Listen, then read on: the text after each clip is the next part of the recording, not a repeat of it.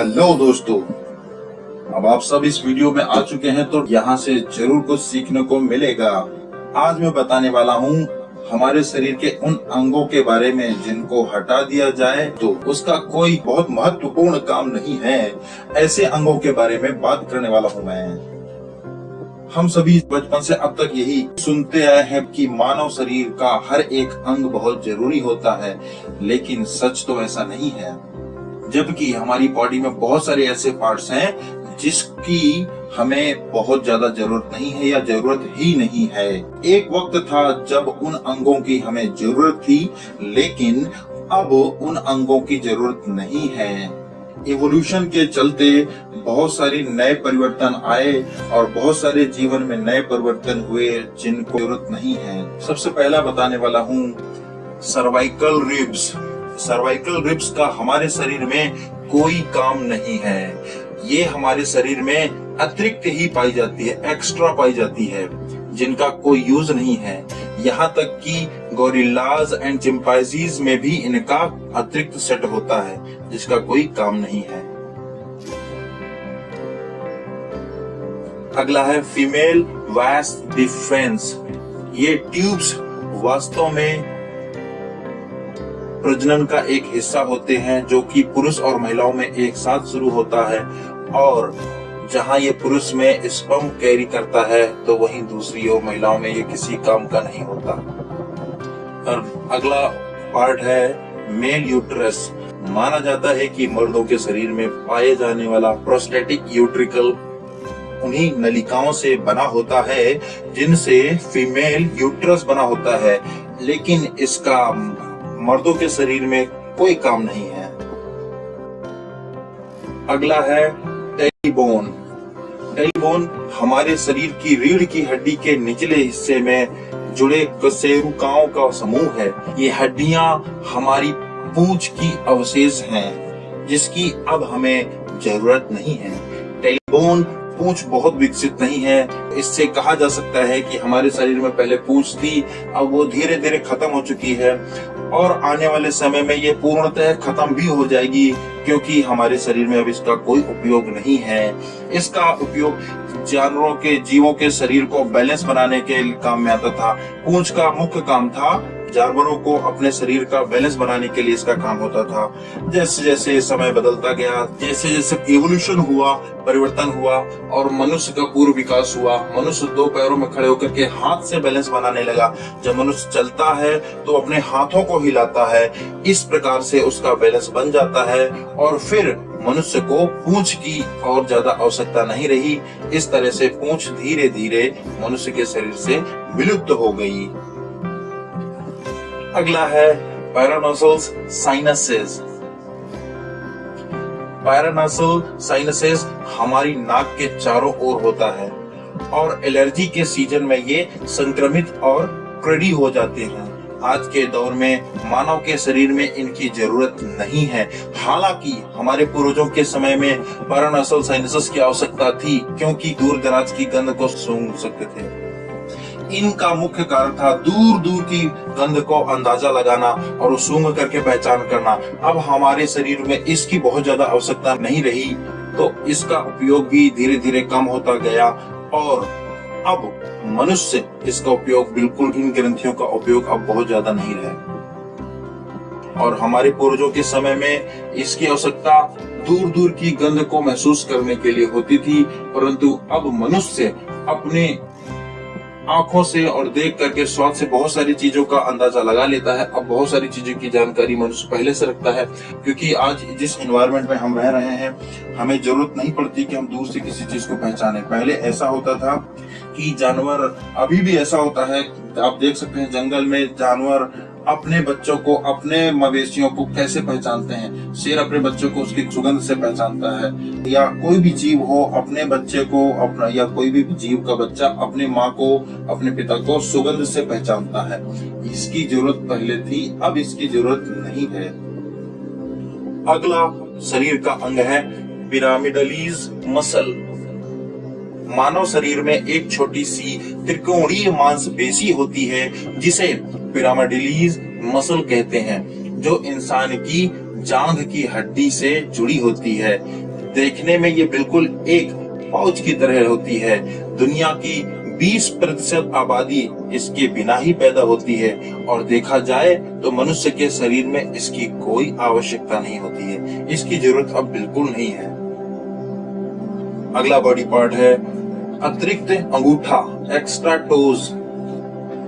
हमारे पैरों में 5 उंगलियां होती हैं, पर उसमें से 5वीं और सबसे छोटी उंगली, जिसे पिंकी टो कहा जाता है, वो किसी काम की नहीं होती। इस उंगली के बिना भी हम चल और दौड़ सकते हैं। पैरों में सबसे छोटी उंगली पिंकी टो का कोई यूज नहीं है। बहुत पहले इसका यूज रहा होगा, अब समय के परिवर्तन में धीरे धीरे छोटे हुए। जब हमारे पंजे होते थे, पंजों में नाखून होते थे बड़े बड़े खरोटने के लिए या बड़े, तो तब इसका प्रयोग होता था और अब इसका प्रयोग नहीं बचा है। तो इस तरह से पैरों की छोटी उंगली का इस्तेमाल खत्म हो चुका है और अब आने वाले समय में ये अंग भी जा सकता है। और अभी भी अगर ये अंग किसी का हट जाए तो शरीर में कोई फर्क पड़ने वाला नहीं है। अगला बॉडी पार्ट है जैकोब्सन्स ऑर्गन। जैकोब्सन्स ऑर्गन स्तनधारियों, उभयचर और रेंगने वाले कीड़े मकोड़ों में पाया जाता है।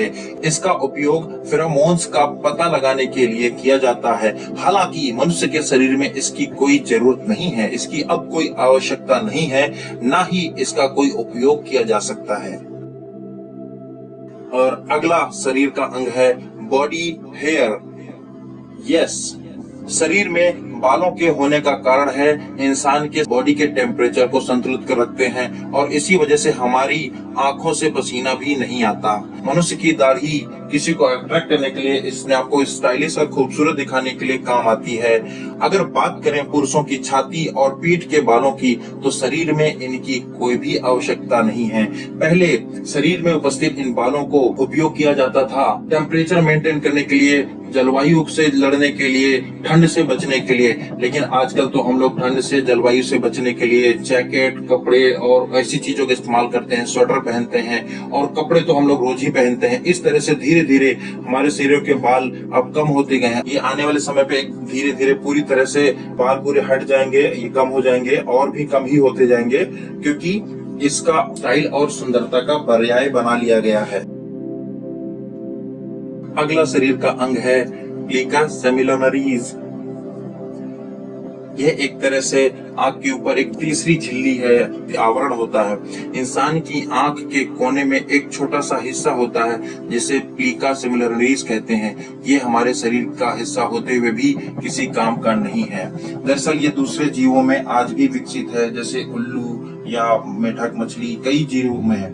इसका प्रयोग जानवरों में है, वो आंख में एक तीसरा आवरण चढ़ा लेते हैं, झिल्ली खोल लेते हैं, बंद कर लेते हैं। उनके पास ये क्षमता होती है कि उसे बंद कर सकते हैं और खोल सकते हैं।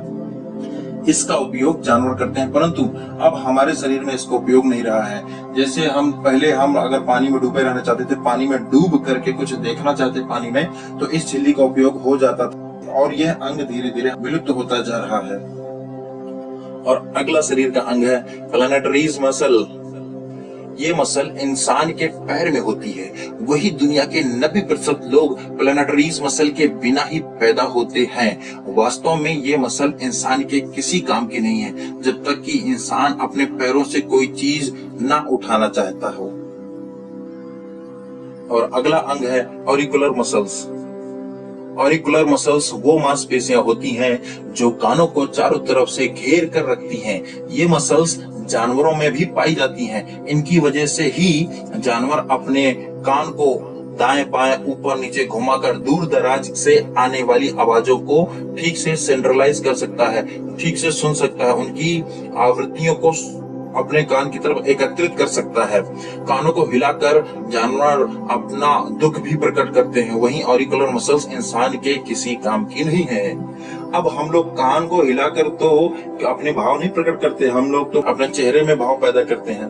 खैर, इसका उपयोग अब हमारे शरीर पे नहीं रहा है, फिर भी ये लगा रहता। अच्छा, मेरा अपना एक मानना है, इस ऑरिकुलर मसल का एक और उपयोग है, मुख्य उपयोग है।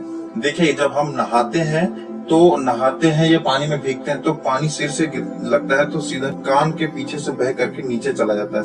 अगर ये ऑरिकुलर मसल ना होती तो फिर पानी चांसेस थे कि पानी बह करके कान के अंदर चला जाता। अगर पानी कान के अंदर चला जाए अगर, तो फिर बहुत जल्दी ही कान खराब हो जाएगा, लोगों को सुनाई नहीं देगा। एक बूंद पानी कान के अंदर चला जाता तो हमारा कान बंद हो जाता है, आवाज सुनाई देना बंद हो जाता है, तकलीफ होने लगती है। इसी तरह से इस ऑरिकुलर मसल, कान की जो ये पूरा मसल होता है, इसका ये एक उपयोग और है। इस ढांचे से बना है कि जब हम नहाए या हम नीले हो, पानी हमारे सिर से गिरे तो पानी बह करके नीचे गालों से, गर्दन से नीचे चला जाए, ना कि सिर से बह के कान में आए और कान से अंदर घुस जाए। इसका एक उपयोग यह भी है। इसलिए मैं मानता हूँ यह अंग अभी तो खत्म होने वाला नहीं, क्योंकि इसका कम से कम ये उपयोग तो है ही। अगला अंग है गॉल ब्लैडर। गॉल ब्लैडर पित्ताशय एक थैली की तरह होती है जो पित्त को धारण करता है और वो धीरे धीरे इस पाचन तंत्र में रिलीज करता है, जिसके बाद में कैंसर जैसी घातक बीमारियां भी हो सकती हैं। पित्ताशय निकलवाने के बाद भी कुछ लोगों के शरीर में कोई फर्क नहीं पड़ता। दरअसल ये वही गॉल ब्लैडर है जिसमें आजकल बहुत सारे लोगों को पथरी की शिकायत आती है। बहुत सारे लोगों को जिनको स्टोन प्रॉब्लम होती है गॉल ब्लैडर में, तो डॉक्टर इनके गॉल ब्लैडर को निकाल देता है ऑपरेशन के माध्यम से, और फिर उसके बाद भी इंसान लंबे समय तक जीता है। इसका कोई फर्क नहीं पड़ता है कि अगर उनका गॉल ब्लैडर हट गया है। और अगला शरीर का अंग है एडिनोइड्स। बच्चों के गले में होने वाली एक समस्या है।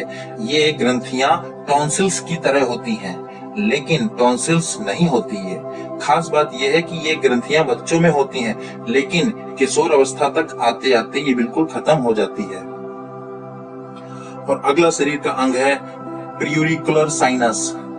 कुछ लोगों को मानना है कि कुछ लोगों के कान के पास एक छोटा छेद होता है, प्रियूरिकुलर साइनस कहा जाता है। कुछ लोगों का मानना है कि उनके पूर्वजों की देन है।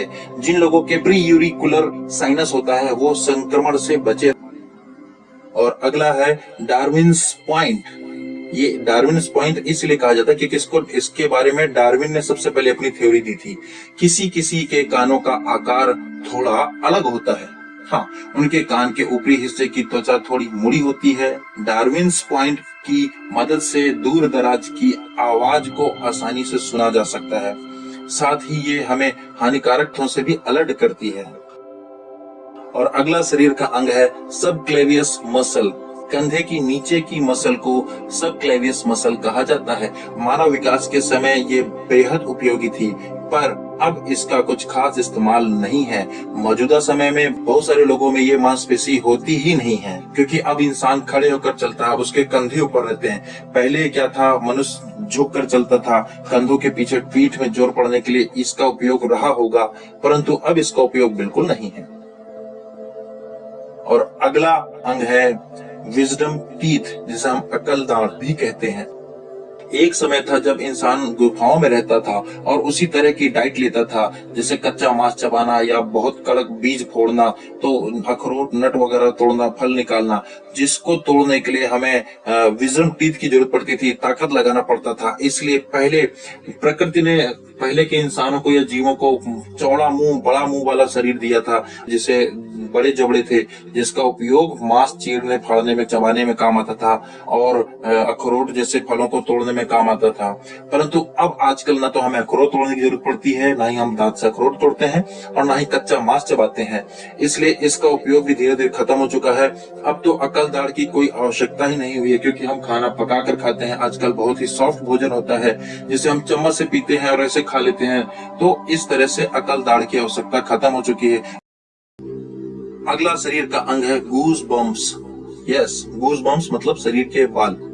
एक मांसपेशी की वजह से रोंगटे खड़े हो जाते हैं, इसे एरेक्टर पिली मसल्स कहते हैं। शरीर का ये हिस्सा रोम छिद्रों से जुड़ा होता है। माना जाता है कि पहले इंसान के शरीर पर बहुत ज्यादा बाल होते थे। वो मौसम को झेलते थे, शरीर को ठंड से, गर्मी से, तापमान को बनाए रखते थे। तब ये शरीर के ताप को नियंत्रित रखने से बहुत सहायक होते थे, लेकिन अब ऐसा नहीं है, इसलिए शरीर में इसकी कोई जरूरत नहीं है। और अगला शरीर का अंग है टॉन्सिल्स। गालों के अंदरूनी हिस्से को टॉन्सिल्स कहते हैं। ये मुंह के अंदर अकल दाढ़ के साइड में होता है। ये केवल एक मांस के टुकड़े के रूप में रहता है। इसके कारण माउथ इन्फेक्शन बहुत जल्दी होता है, क्योंकि इस पर कीटाणु को सुरक्षित जगह मिलती है, और इसका बहुत कुछ ज्यादा उपयोग बिल्कुल नहीं है शरीर में। और अगला शरीर का अंग है अपेंडिक्स। इंसान के शरीर में खाना पचाने के लिए छोटी और बड़ी आंतें होती हैं। अपेंडिक्स किसी खास काम का नहीं होता है, ये बड़ी आंत के सबसे अंतिम छोर में जुड़ा होता है और यह अंग शरीर में पथरी को बढ़ाने का काम जरूर करता है, जिस कारण बाहर दर्द होता है और इसका इलाज न होने पर जान जाने का भी खतरा होता है। और अगला शरीर का अंग है मेल निपल्स। निपल्स एक ऐसा अंग है जो औरत को मां होने का एहसास कराता है, जबकि पुरुषों के शरीर पर मौजूद निप्पल का कोई वास्तविक उद्देश्य नहीं होता है। वो पुरुषों को केवल एक विरासत के रूप में मिले हैं। जब बच्चा भ्रूण के रूप में पेट में होता है तो वो लड़की हो या लड़का दोनों को निप्पल्स आते हैं, लेकिन समय के चलते धीरे धीरे ये पुरुषों में विकसित नहीं होते हैं और महिलाओं में ये आगे चलकर स्तन के रूप में विकसित होते हैं। तो दोस्तों, मैं मानता हूँ कि आप सभी को मेरी ये जानकारी अच्छी लगी होगी। अगर आपको ये जानकारी पसंद आई तो ये जानकारी अपने दोस्तों में, अपने परिजनों में शेयर करिए। मेरा वीडियो देखने के लिए थैंक यू सो मच।